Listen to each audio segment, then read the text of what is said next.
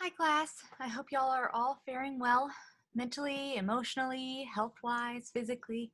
I know this is so weird for all of us. I'm getting used to figuring out how to use recording tools and YouTube, as I'm sure you guys noticed with some of my janky videos. Also, there are gonna be flukes like the one with uh, the quiz that y'all took today. I know it kicked some of you guys off and there was some weirdness there. I do apologize for that. But we're all figuring this out. And hopefully from here on out, there's no one to go but up, right? Nowhere to go but up, because things are kind of crappy right now as far as technology goes. But I'm getting better. You guys are getting better. We're gonna start on our next part of the unit, which is the creative production team. So I'm going to pull up the slideshow and you guys can follow along. Here we go.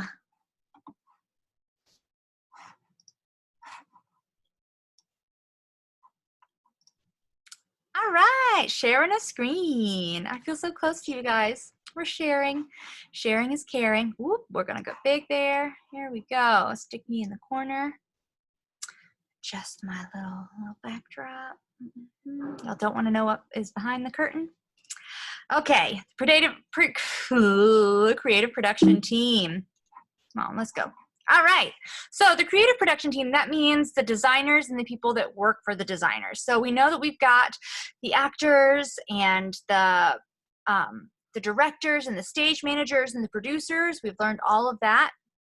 Now we're talking about the people that once the producer and the director decide on a show, they're like, great, we're gonna make this show happen. Who do we hire? Yes, of course they hire actors, but they've also gotta hire people to help with the vision, to make that vision that the director has come to life as collaborators with the director. So in scenery, we have scenic designers. Underneath that, we've kind of got like a hierarchy, different types of jobs that are within the theater. So kind of included underneath scenery is the props people. So there's a props master or a props designer. So props are things like chairs and tables and water bottles and cans of Lysol spray, anything that the actors can hold and touch and move around is generally considered props. So although the scenic designer may decide on the wallpaper, for instance, they're going to work closely with the props designer to decide on specific small things like the types of chairs that they want in the set of this dining room that the scenic designer has designed, right? The next category we've got are costumes. That's what I am. I am a costume designer. Kind of in conjunction with costumes, sometimes separate, sometimes underneath the costume designer, is things that the costumer has to think about are the wigs or the hair of all of the performers, and then things like makeup and prosthetics. So sometimes you'll have a separate wig and hair designer and a separate makeup designer. Sometimes the costume designer designs all of it, depending on their level of expertise and how intense the show is that they're working on. We've also got sound. That might be something that you don't think of a lot, but there is a sound designer for every show.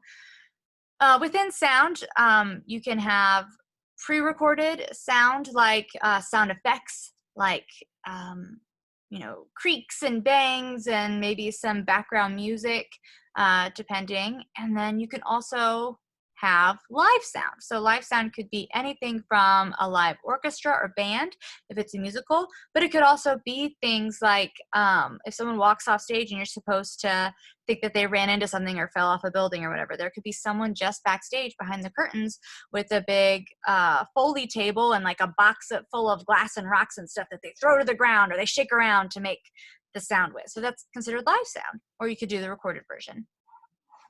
We also have lighting designers, and sometimes separate, sometimes not, the projection designer. So sometimes scenery is projected onto the stage instead of built, or sometimes scenes will be projected, different types of things. Even things like clouds and moons can be projected, or they can be created with lighting effects. There are other areas of design besides these main five. They are the main five we're going to talk about.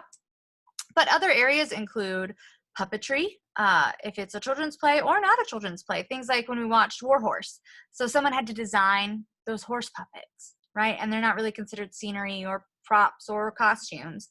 That had its own designer. Animatronics. We might later watch a clip of the show, the Broadway version of Hong Kong. That is a puppet, a big gorilla puppet, but there are also animatronics to help with its facial expressions. Pyrotechnics, like fireworks and just bangs and pops and sparks and things. Things like scenic automation. So there will be a scenic designer, but then if there are pieces of scenery that need to fly in or come in from the wings, track on, track off, come in from the top, the fly system, right? They fly in. So there's someone there to design the gears and the pulleys to actually make that scenery change happen.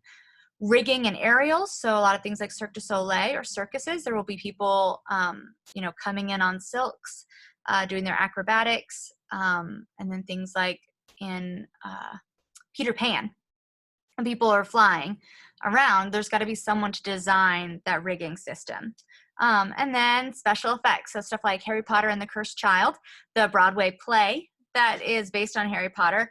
Someone had to design every time magic happens on stage, whether that is a wand lighting up. So that might be a combo of someone working from the special effects department and the props department to make sure that the wands look like they're working, right? But then any other special effects, people disappearing or reappearing, or just all of the magic that happens, papers flying around and things, all of the Harry Potter type stuff that you can think of, like from the movies. There's also someone that designs that. In the movies, it's usually a computer animator that does all that stuff, or a team of computer animators that does basically all of these things over here, right? You don't really need puppets as much. If you're going to have a hippogriff, you're just going to design it on the computer, or the animatronics or the pyrotechnics. You don't need any of that in the movies because you can, if you choose, do it all digitally. In theater, it's live entertainment, so it has to really be happening in front of people. All right, so what does a designer do? I've got 3 videos for you guys to watch, so they're going to be on the playlist next. I'm going to sign off for a second, give you guys a chance to watch these so you can hear from designers what they really do. The first one is going to start halfway through because you don't need, wait, maybe it won't. If you click on the link, it'll start halfway through. But about halfway through, he actually talks about what he does. And then the other 2 are other types of designers.